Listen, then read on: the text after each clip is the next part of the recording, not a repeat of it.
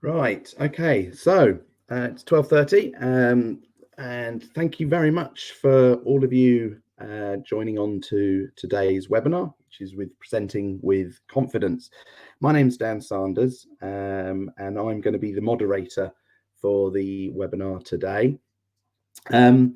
Before I hand you over to Paul Taylor, who's going to be the lead consultant running this, just a couple of housekeeping points. Firstly, if any of you have any IT or technical issues that you have, please make us aware into the chat box, and one of our team will be able to sort of potentially respond and help and guide you to resolve any issues you may have. And secondly, we will be having a Q&A session at the end of this webinar. So please, throughout the webinar, just pop your questions into the chat box that you have for Paul. We may pick some of them out throughout the webinar if we see them and it's relevant to what's been discussed at the time. But of course, we'll get round to answering as many, if not all of them, at the end of the webinar. So yeah, please do feel free to put these questions into the chat box. One of the questions that becomes quite popular is getting access to the recording of this. What I will be doing is I will be putting a link into where you can get access to this recording of the webinar and past webinars as well. So please do look out for that. Again, it'll be in your chat box too. So without further ado, I'm now going to hand you over to Paul Taylor, who's one of IMechE L&D's seasoned trainers, presenters and consultants, and I'll hand you over now for him to deliver the webinar on presenting with confidence.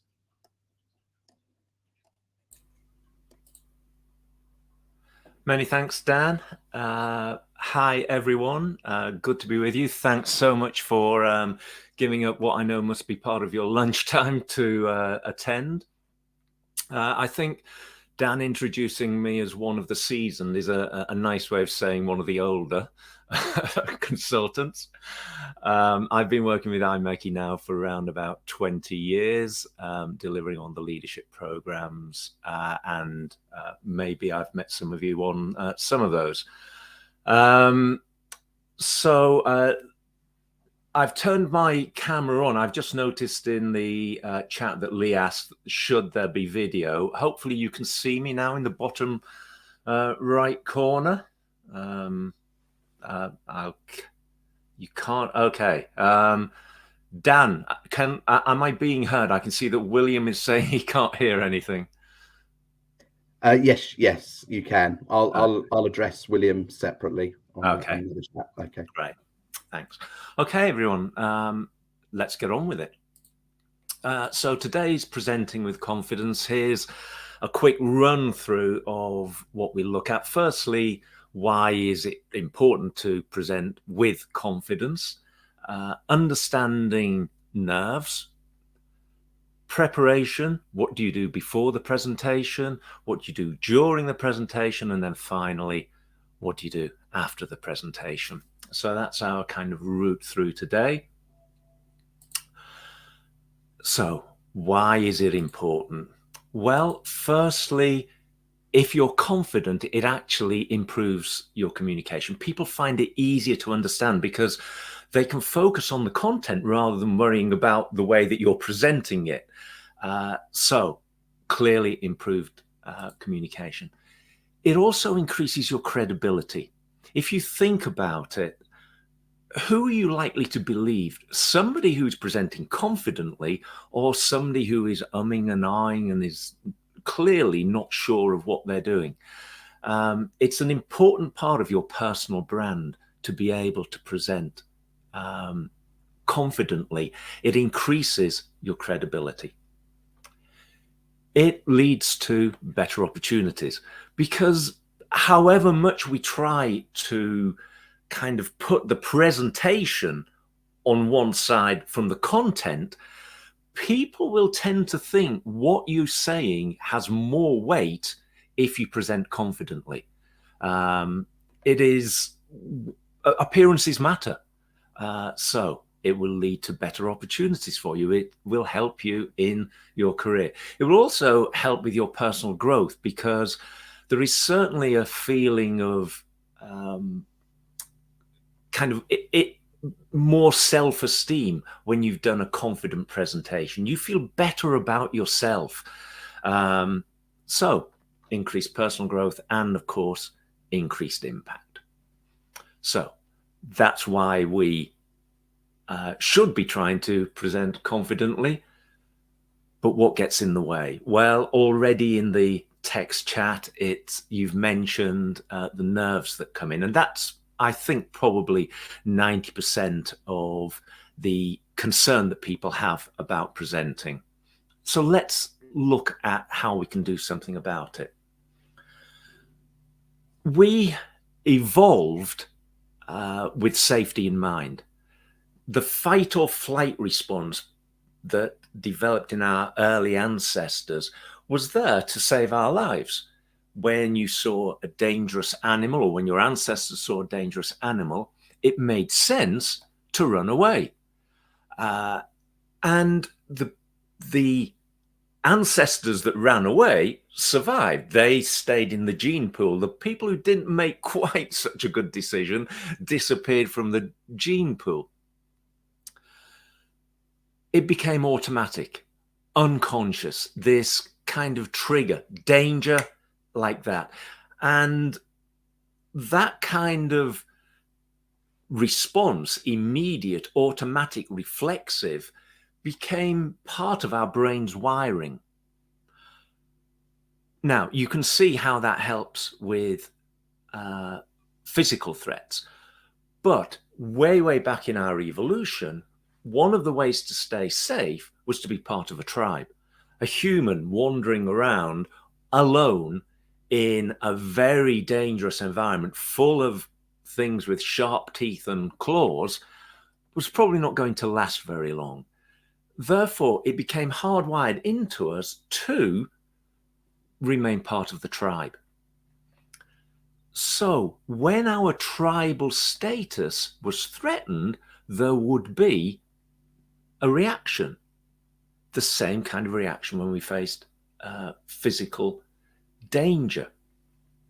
Now, we don't face the same physical danger that we used to. However, the same neural circuitry is still at work in our brains. But now our major concern is the social threats.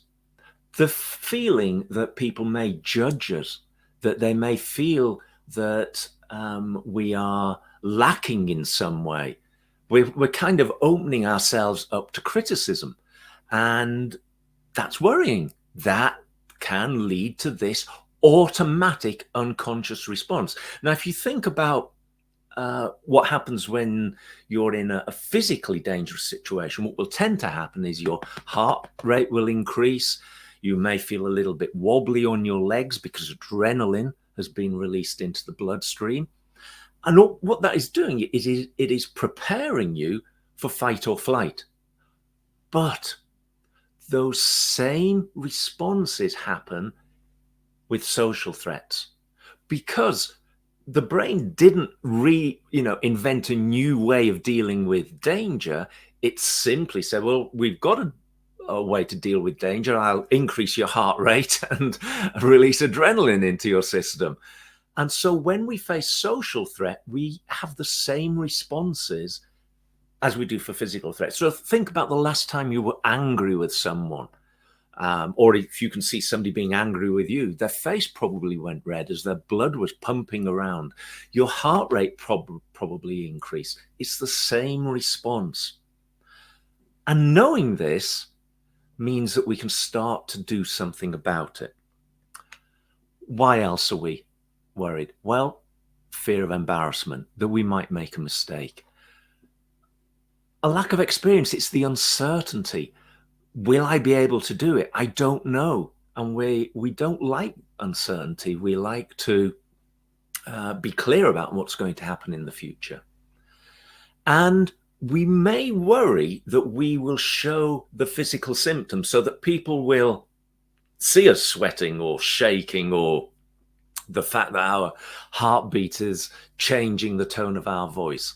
So there are these concerns running through our brains which affect what's going on in our minds. And that leads us not to be focusing on our presentation, but to be focusing on how we're feeling.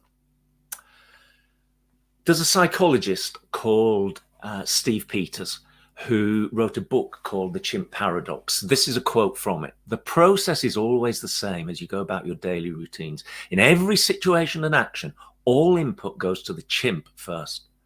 The chimp then decides if there is anything to worry about. If there is no concern, then the chimp goes to sleep and hands over to the human. If the chimp is concerned, then it will hold on to the blood supply in the brain and will make its own decisions on what is going on." So Steve Peters talks about the idea that we have a chimp inside us. That's our evolutionary baggage, if you like. So we have our rational human brain on the top, but it is affected by the chimp. And the problem is that the chimp gets the message first. And the chimp, your emotional brain, is impulsive. It's quick to make judgments. It tends to be paranoid. It looks on the dark side. And when it looks on the dark side, it tends to be catastrophic. In other words, oh, it's going to be a disaster. It's stubborn. It's kind of fixed in its view. This is a dangerous situation. It's defensive. It becomes easily fixated. This is the danger. Don't focus on anything else. And that's kind of what's going on in our brains when we worry about delivering a presentation. The chimp has kind of grabbed control of the blood supply in the brain and is leading us to look on the dark side and worry about it. But we have to accept it. There isn't much you can do about it. So you accept your eye color and get on with your life. Similarly, you didn't choose your chimp. It was given to you and you need to accept it. It has a mind of its own and thinks with original thoughts that are not yours. In other words, it's unconscious. We can't control the way that our emotional brain will make connections between a situation and danger and then respond accordingly. It's a living machine that is built to serve a purpose, which is to ensure the next generation. That's going back to the better safe than sorry, look on the dark side and protect your life. But it's the same wiring that's being used in the brain for physical and social threats. So having a chimp is like owning a dog. You are not responsible for the nature of the dog, but you are responsible for managing it and keeping it well behaved. So what Steve Peters is basically saying is, look, nerves are a part of being human. The thing you have to do is take control of them, to manage them. Don't think that they're suddenly going to go away. They're part of you, but you can manage it. So how can we do that?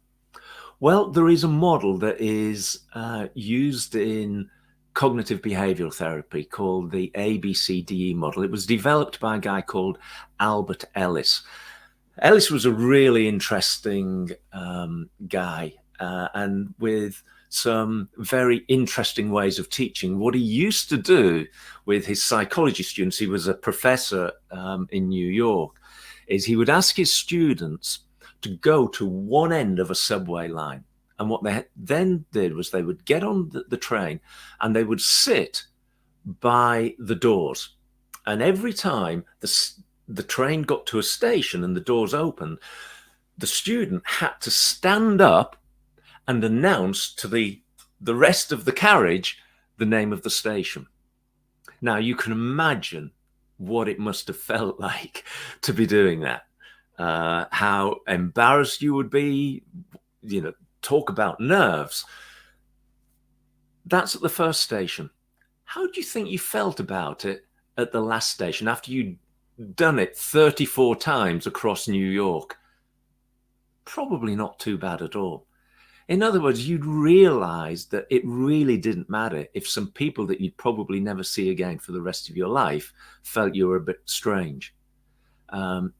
It gave perspective. So this is the ABCD model.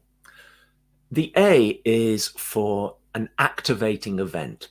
So this is the specific situation or event that triggers a negative emotional response. So giving a presentation. Then there are the beliefs. This is the individual's thoughts and beliefs about the activating event. These beliefs may be irrational or unrealistic and can contribute to the individual's negative emotional response. So what do you believe about the event that's happening? And the C is, if you believe this, what are the likely consequences? So what are the emotional, behavior, and physiological consequences that result from your beliefs? Then the D is, well, dispute those beliefs. This is the process of questioning and challenging your irrational beliefs and replacing them with more realistic and rational ones, which then leads to a different set of effects. So A, B, C, D. So let's have a look at that. So the activating event is a presentation to an important client. The irrational or the chimp belief is, if I don't deliver a perfect presentation, I will look foolish and we will lose business. So that's what's going to trigger the nerves. So let's look at what the consequences of that will be. I will become anxious and find it difficult to concentrate on the content. Is that a consequence I want? Clearly not. Therefore, let me dispute this belief. The client wants information. They are not there to evaluate me on my presenting skills. It is more important to be human and make a connection rather than to be the perfect presenter. It's about information. That's what they're interested in. They're interested in you as a human being, not as some kind of robot delivering a presentation. Therefore, I should feel more comfortable about doing this. And the effect will be, by relaxing, I can focus more effectively on the content and establishing a good relationship with the client. So this is an important thing to recognize. We build the kind of challenge of delivering the presentation into something that it actually isn't. Most people really don't care about you in the same way that you do. And what I mean that in a good way. In other words, they are not concerned with you doing things perfectly. What they're interested in is what they're interested in, which is the information that you're delivering. So you can relax a little bit knowing that it's not about you. It's about the information. The other thing to recognize is most people are actually on your side. Very few people look forward to giving presentations, if we're honest. They know it's hard. They're on your side. They want you to succeed. They're willing you to do a good performance. They're not sitting there in judgment. They'll forgive you if you make an error. Another thing to keep in mind is, and this is the big one for me, and I'll talk a little bit more about this in a second. They don't know what you're supposed to be saying. Only you know what you're supposed to say. Often our nerves come from the feeling that we'll forget something, but they don't know you've forgotten it because they never knew you were going to say it in the first place.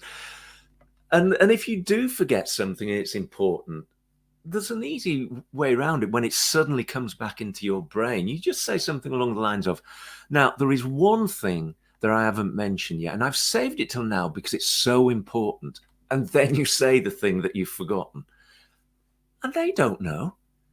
So we can relax a little bit.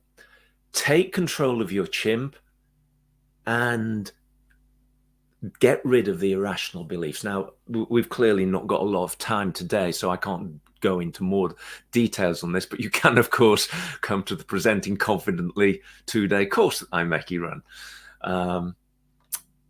So here are some rational beliefs. I am prepared for this presentation. You've put in the time and effort to prepare. You've got the knowledge and skills to succeed. It's okay to make mistakes. Everyone does. And in fact, often when you make a mistake, it makes you more human. People connect with you. And it's actually more important to connect than to deliver the perfect presentation. The audience wants me to succeed. As I said, most people are supportive. And finally, it's not a threatening activity, this. It's a tremendous opportunity to impress. If you only ever do easy things, you'll only ever do easy things. To get ahead, you need to show what you can do. It's an opportunity to get yourself in front of people, to connect with them, to show what you can do. You don't often get that chance because people are generally not sitting looking over your shoulder at what you're doing. Here you are in the spotlight. What a fantastic opportunity. So try to create the rational beliefs that will help you to dispute those irrational beliefs. Okay. Public speaking is a skill, not an innate gift. And like any other skill, it can be learned and honed through practice and determination. And that's a really important phrase. It's not innate. So people have this feeling that you can either do something or you can't. And that's wrong in virtually every field of human endeavor. Most people who are good at things because they practiced. There's some fantastic research by a guy called Anders Ericsson on this, if you're interested in looking at it, or you can read a book by Malcolm Gladwell called Outliers. You've probably come across the 10,000 hours rule, what it takes to achieve mastery. And what the overwhelming evidence shows is if you want to be good at something, you need to practice. It's not innate. And I can speak to that myself. Many years ago, before I moved into training, and I kind of fell into training by accident. It wasn't part of some career plan. I was incredibly nervous before standing up in front of people to present. Now, after doing it and practicing and realizing, changing my beliefs about it, I get virtually no nerves at all about doing it. I can fly across the world to deliver a leadership program and stand up in front of 20 highly intelligent senior managers and feel perfectly fine about it. That's very different to what I felt like 20 or so years ago, where I'd be shivering with nerves about just introducing myself at the beginning of a training course. We can learn the skills, and that's, I think, important to recognize. It's not innate. It's not you either have it or you don't. So what can we do before the presentation? I can just see that Naomi has asked for a list of book recommendations. Yeah, I'll drop those in at the end. Will do. First thing you have to do is define your goal. What are you trying to achieve with the presentation? And keep that very clearly in your mind as you start to plan it out. What am I trying to get to? And that will stop you waffling. It will keep you focused, and that's important. People don't want to hear about everything. They want to hear about what's important. That's the purpose of the presentation, to hit them hard with important stuff. Part of doing that is knowing your audience, and you can do a lot of research beforehand. Who's going to be there? What are they expecting? What is important to them? Do the presentation for your audience, not for yourself. Try to hit their hot buttons, their triggers. Ask people, perhaps who know them. The presentation starts before the presentation. That's important. Gather as much information as you can about your audience. Then plan your presentation. And make sure that it has a good structure, that it's logical. A very simple approach is tell them what you're going to tell them, tell them what you told them. It's the oldest, and it's still very effective. Give them some structure, tell them what you're going to tell them now, because they have the structure, they can drop the bits that you're sharing with them into that structure. You've given them the hooks to hang the information on. Then at the end, give the summary. Here's what's important. At the beginning, I shared with you the agenda, and we're working through the agenda now. You've got the hooks to hang it on. Then practice. Practice, practice, practice. It's practice that makes perfect. And part of that is positive visualization. One of the things you can do before the presentation is sit in a chair and imagine yourself, close your eyes and imagine yourself giving the presentation.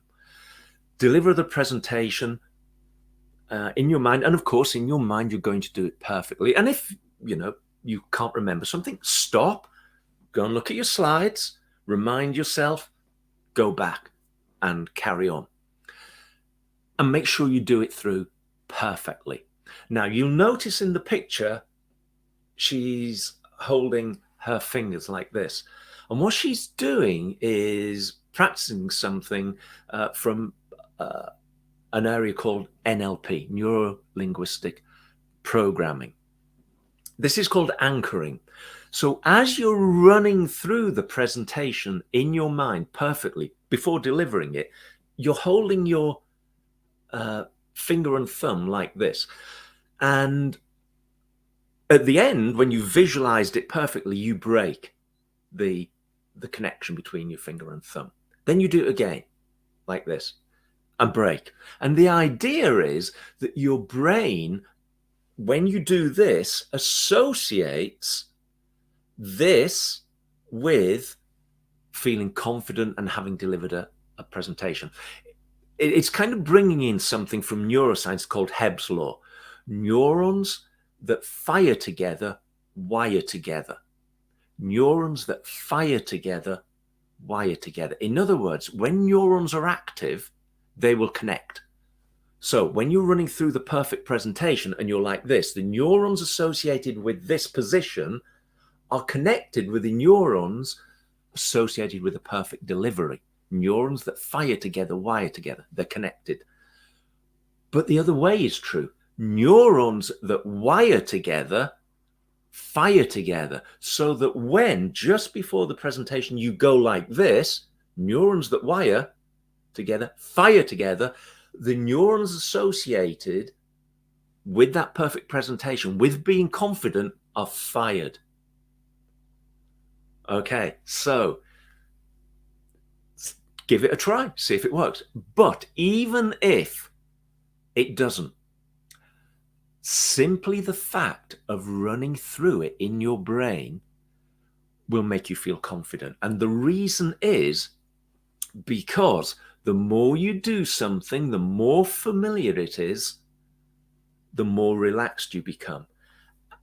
And when you stand up to do the presentation or deliver like I am online, you should feel confident. Why? Because you've already done it. You've already done it perfectly. So why shouldn't you feel confident?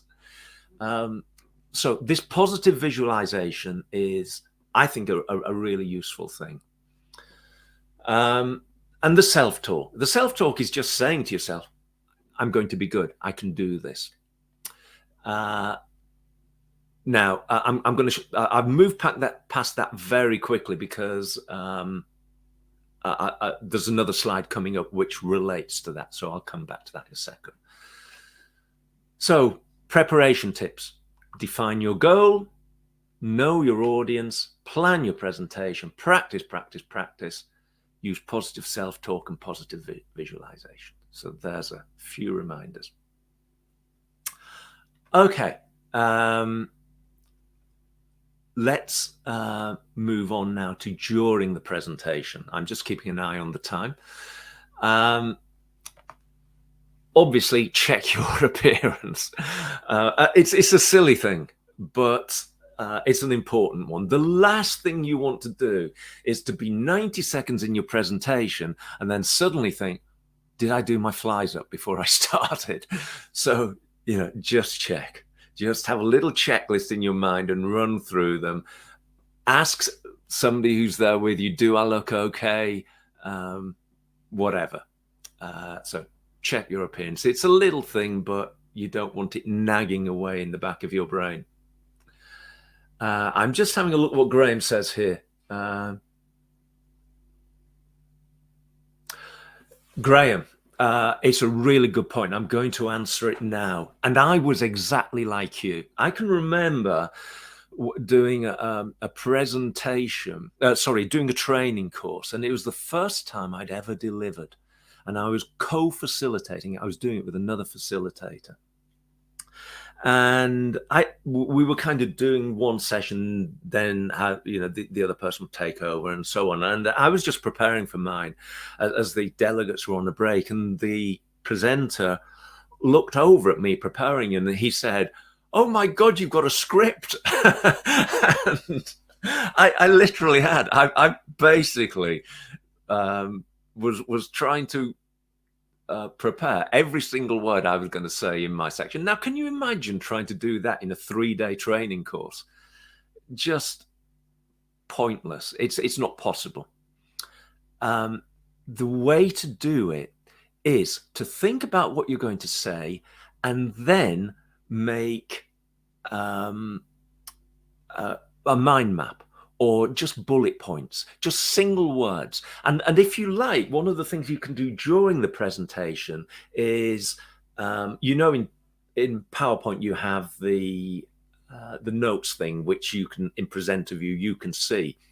Is what I would sometimes do if I'm presenting is I would, in block capitals, have 4 to 5 words, and which would be the key areas I want to talk about. Now, of course, I know this. I don't need a script for this. I know what I'm going to talk about. When I'm talking about appearance, I don't need the script because it's in my head.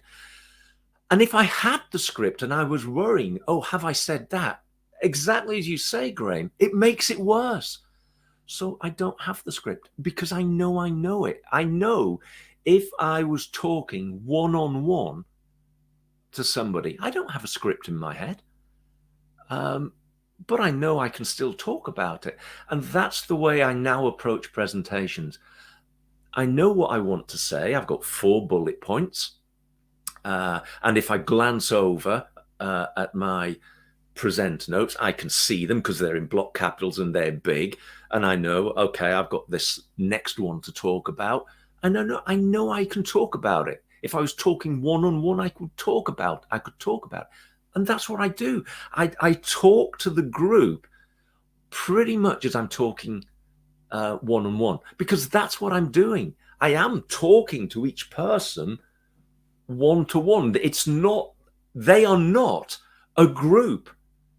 They are individuals, and I talk to them like that. And so that's the way I handle that now, Graham. I was just like you, over-preparing and scripting. Scripting gets in the way because you worry, I'm going to forget what's in my script. And the key to remember again is they don't know what you're supposed to say. So if you forget, it doesn't matter. You can come back to it. Or if it was something important, they were expecting it, they'll ask you in a question at the end. And then you can deal with it. They're interested in the information, not your presentation. Welcome people. If you can, at the beginning, if it's face-to-face, as they come into the room, go and say hello.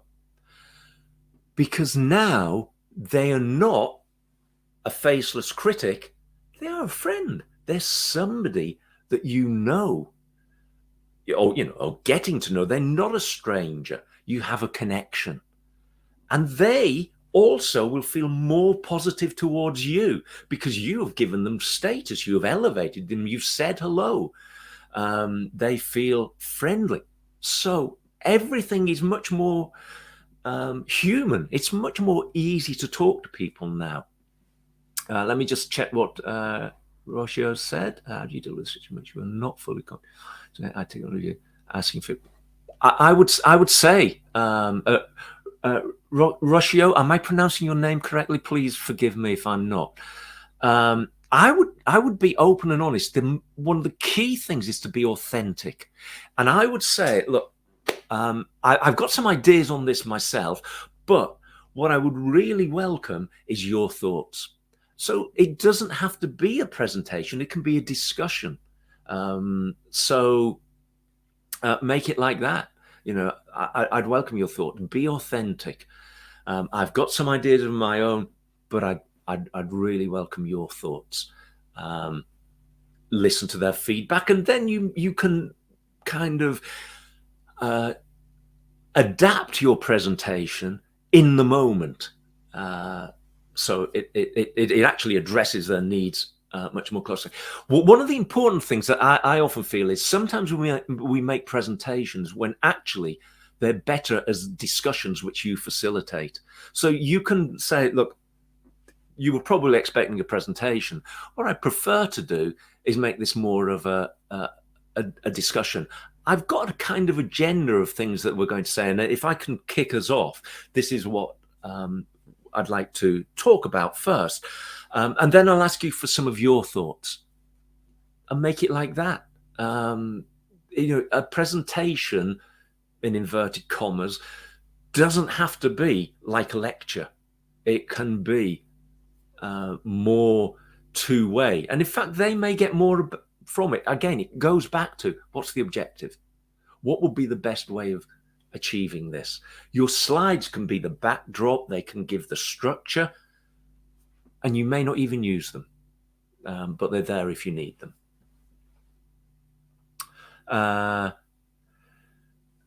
Kieran, physical techniques, I'll come on to them in a second. Focus on the present moment. Be there. Don't be worrying about other things. Be 100% in the moment. Confident body language is one of the things that we do when we feel nervous is we kind of go smaller. Our shoulders droop, and because we're kind of protecting ourselves, we're kind of going back to the embryonic position. It's the last thing you want to do. What you need to do is throw your shoulders back, stand up tall and straight, lift your head up, because there is a mind-body link. Your brain is looking at your body because your chimp is controlling your body. And if you're kind of in this nervous position, this kind of protective position, your brain, your rational brain starts to interpret and thinking, oh, this must be dangerous. I must be nervous. Oh dear, what's going wrong? If you throw your shoulders back and stand up straight with your head up, a confident posture, then your brain says, oh, things are going okay. I'm relaxed here. Great. There is a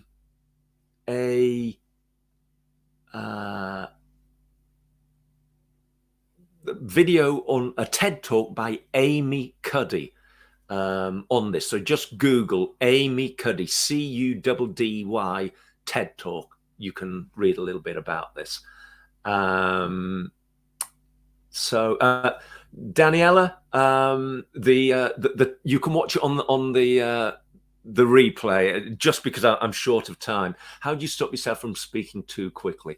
Well, before I answer that, I'd better just ask, am I speaking at the right speed? Hopefully I'm not speaking too quickly. I'm trying to squeeze as much in as possible, so hopefully I am okay.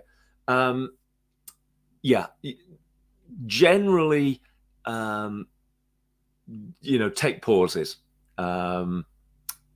breathe. Ask questions sometimes. I think that's the key thing. One of the really useful things to do, I'm just seeing if I've got it handy here. This isn't very good presentation. Just a second. This could be your greatest friend in becoming a better presenter. This is what used to be called a dictaphone. I don't know what they call it now, because it's a brand name. Personal recorder. I mean, you can use your phone for it. The only reason I have this rather than a phone is that a phone is quite heavy. But I just, if I'm doing something for the first time, I will sometimes just drop this in my pocket and turn it on, and I will record myself. And then later on, I will listen to it back, and I will just pick up on things that I've been doing, evaluate myself, if you like. And that is one of the ways I can stop myself speaking too quickly, Andy. I will listen back and say, okay, that was too fast or that was too slow. I did this a while ago. I did a presentation that I'd never done before, new stuff. It was very new stuff to me. It wasn't like a rejig of old stuff. And I listened back to it, and I was so embarrassed about the way I presented, because I was umming and ahhing. And the reason why you and ah very often is because you haven't practiced enough, because you're thinking about what to say. Is a pause for thought. So try and cut it out by the preparation. But again, you may not be aware you're doing it, but you will be after listening to this. It was terrifying. It was, well, not terrifying. It was shocking to me when I listened to myself back. I'm just listening here, running out of things to say after a few sentences and trying to avoid saying between lines, which is very common. Okay, so John, preparation and being aware of it and training yourself to pause rather than say Now, running out of things to say after a few sentences, that was always one of my issues. If you have the mind map of your presentation or the notes on the slide, you can just glance across at it and it will remind you. Or there's nothing wrong with just having a piece of paper kind of sitting in front of you on the desk with the mind map that you can glance down upon. Generally, you should be okay. You won't run out of things to say if you have those little crutches to lean on. Okay, so confident body language, be passionate. People will forgive you almost anything in a presentation except being bored. If you can't be passionate about it, why the hell should I care about your presentation? So show some enthusiasm. You don't need to be bouncing around. You don't need to be kind of extrovert in inverted commas. You can have a quiet passion, show you're interested in it, and let them know it. Don't be afraid of your passion. Connect with your audience. This is questions, eye contact. Make eye contact with them. You're not presenting to the group, you're presenting to individuals. So make eye contact with each and every one of them from time to time. Move your eye contact around from person to person. Presenting online is obviously hard. The hardest thing for me right now is I can't see your faces. I've maybe said a couple of humorous things, I hope, as I've been going through. I don't know whether you laughed or rolled your eyes. That can be hard. At least when you're face to face, you get some feedback. But, connect with your audience. Ask them questions. Ask them, what are you looking for? Be prepared to adapt to what they want to do. And remember, a presentation doesn't have to be PowerPoint. You can see that in this picture, they've got a flip chart. A flip chart may seem old school, but it's in the moment. It's live. It's there. So don't be afraid of going back to the old technology. And most important, be yourself. Don't have in your mind this vision of the perfect presenter. Don't try and be Barack Obama. Just be yourself, because then you don't have to worry about the mask slipping. Be yourself. Be authentic. You can please some of the people all of the time. You can please all of the people some of the time, but you can't please all the people all the time. So don't try. Some people won't like your presentation. Some people won't like you, but that's okay. It's fine. Just accept the wise words of John Lydgate. Okay, breathe. This is a way to slow yourself down and to reduce your nerves. You can actually slow your heart rate down by taking long, deep breaths. And when I say long, deep breaths, you're breathing in and out round about 10 times a minute, okay, or less. So, breathe in, hold it, and then breathe out. Again, it's been proven that you can reduce your heart rate. And if your heart isn't beating so fast, your brain interprets of that, I feel comfortable. Okay, so quick run through. Appearance, greet your audience, present moment, confident body language, passion, engage with your audience, be yourself, long, slow breaths, particularly in the moments before you stand up. After the presentation, well, don't forget, listen to yourself, ask people for feedback. What you see on screen at the moment is what's known as the Johari window. There is the blind spot during a presentation. Your mind is working overtime. You're focused on what you're trying to say. You may forget some of your mannerisms, some of your verbal tics. So ask people afterwards. That's in the box. I don't know about me. Other people do know. Get feedback. The way to get better is through feedback. I mentioned Anders Ericsson. He had two kind of big principles: practice and feedback. So get the feedback afterwards. Just ask people how it went, and tell them, look, I want the unadulterated truth. I'm not asking this so you can make me feel good. I'm asking this so you can help me to improve. Okay, so ask for feedback, own your mistakes. Don't try and defend yourself.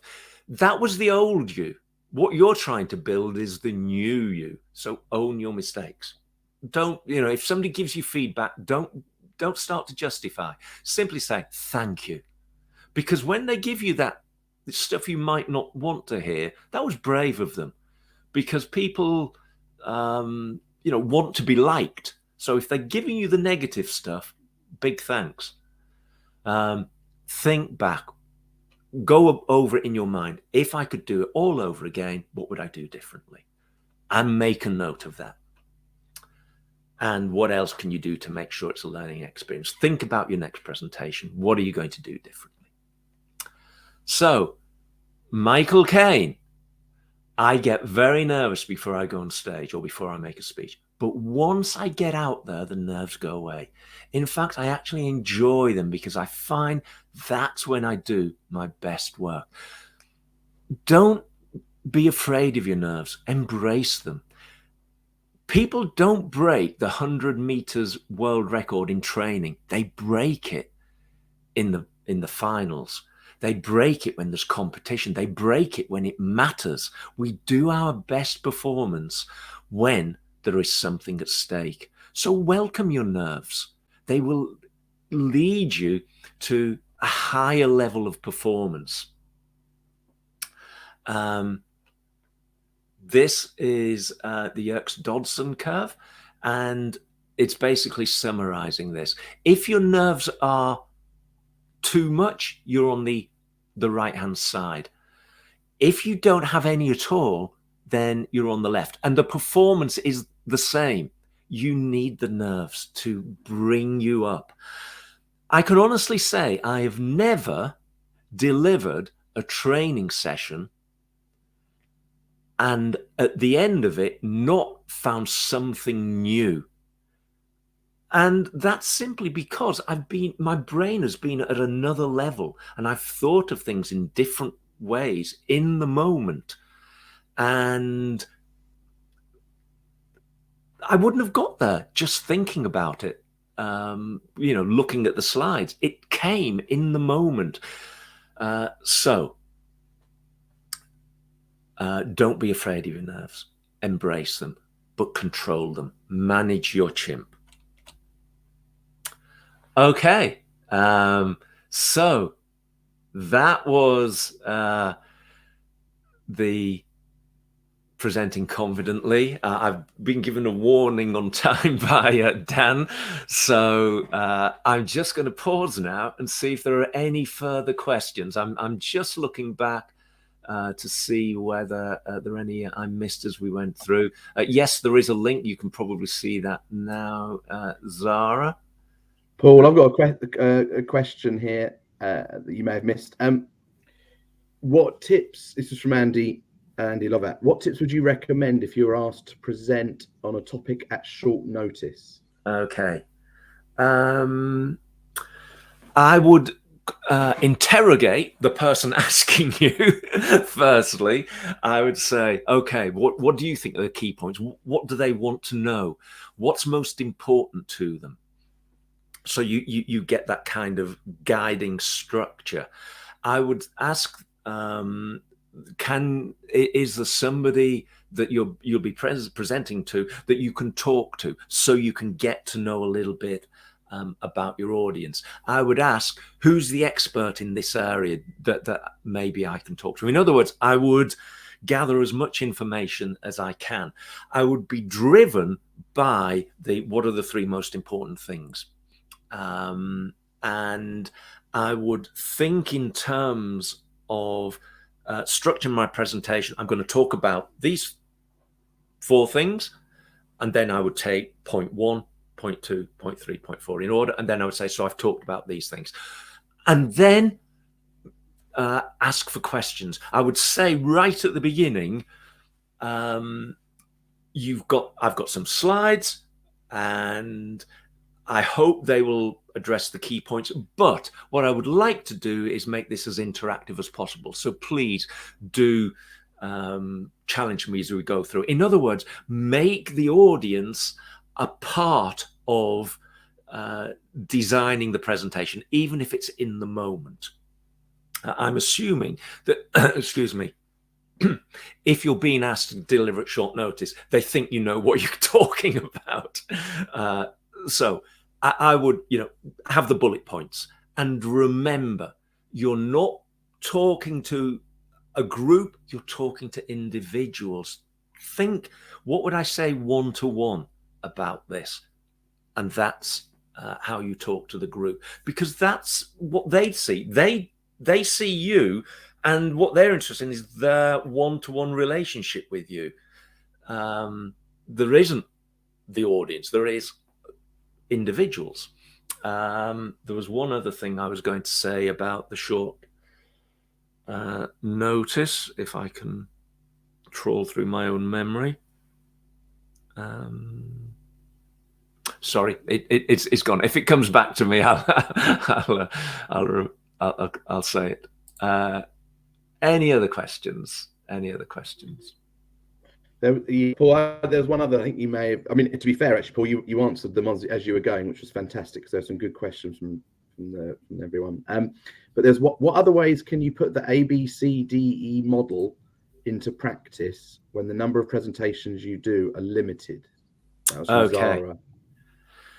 Yeah, the key to presenting honestly, Zara, is doing it. It gets a lot easier, because the easiest way to realize that it's not as hard as you think it's going to be is to actually do it and find out it's not as hard as you prove it to yourself. It's not as easy.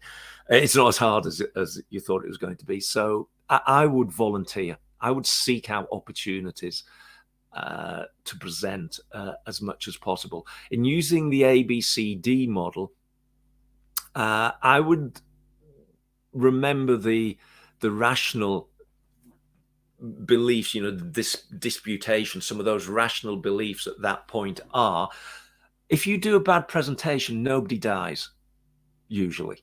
So, it's not the end of the world. You screw up. Generally, people are going to say, that must, I've been there. I've dried up. I've lost what I was going to say. Everyone has. It's not a problem. You're human. Just say, you know what, just as I did then, when I thought there was something to say, but I couldn't remember what it was. Well, I know that you've all been in that situation, so I'm not going to beat myself up over it, because it's a human thing. So I would remind yourself of that. I would do as much positive visualization as you can, and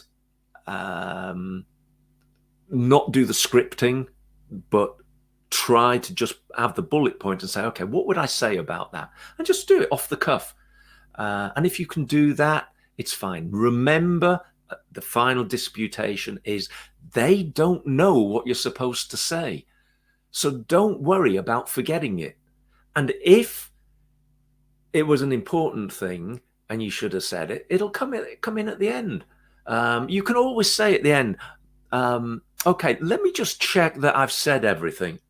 And now you've realized you haven't. Just say, there is one thing. And I can't believe that I forgot to say this. And then say it. And, get them talking. Okay. Thanks for the question, Zara. Hopefully that helped. Any other questions? I can see that we're pushing up on time. Oh, hi. Yeah, there's probably one more question, Paul, just before we finish. That's just coming from Anne-Marie. What is the best way to get back on track when nerves have taken over and you're fumbling? Okay.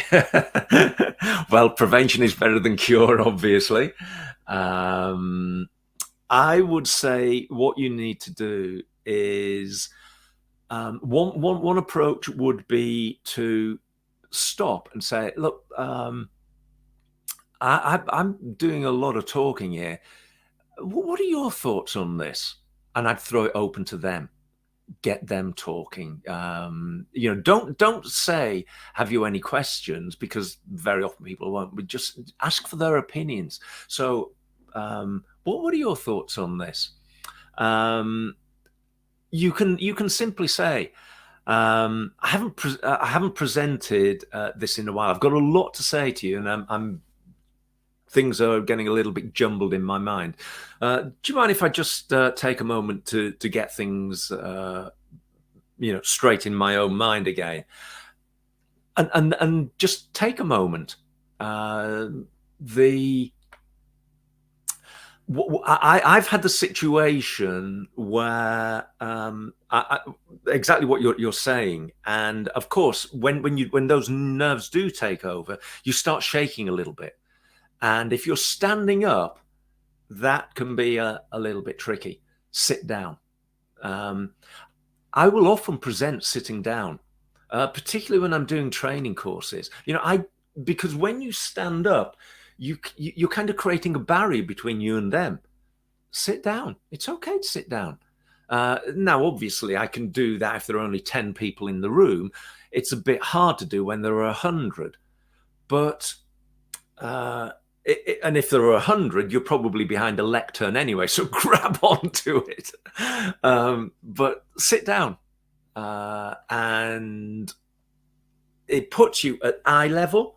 Much easier to make eye contact. It puts you on the same level. It basically says, I'm one of you. So don't feel you need to stand up. If you are standing up, then sit down. Just take a moment to breathe. Say, so do you mind if I just take a drink? And just calm yourself down with a glass of water. And while you're doing that, just think about the very next thing you're going to say. Don't worry about the rest. Just get the next thing in your head, and that will usually get the ball rolling again. Okay. Hopefully that helped, Anne-Marie. Any other questions? Yeah, no, I think we've covered them all, actually, Paul. I think that's fantastic. There's some great, fantastic comments coming in, and a lot of people have got some presentations coming up next week, I read. And yeah, good luck with those. Yeah, you've given them some good, insightful tips and hints there. So fantastic. Thank you, Paul. Pleasure. Okay, so yeah, thank you very much, everyone, for joining on to the session, and thank you very much, Paul, for a fantastic and insightful webinar there on presenting with confidence. Really useful. As you can see on the slide, any of the courses there that are coming up that the IMechE are running, obviously the confident presenting coming up next month might be quite apparent. So please do feel free to take a look into the specifics and details of that one. If you're looking to join and come along for the 2-day session there. Okay, other than that, thank you very much for all joining on, and thank you again, Paul. Thanks, Dan. Thanks all for sparing your time, and good luck with any presentations. Cheers.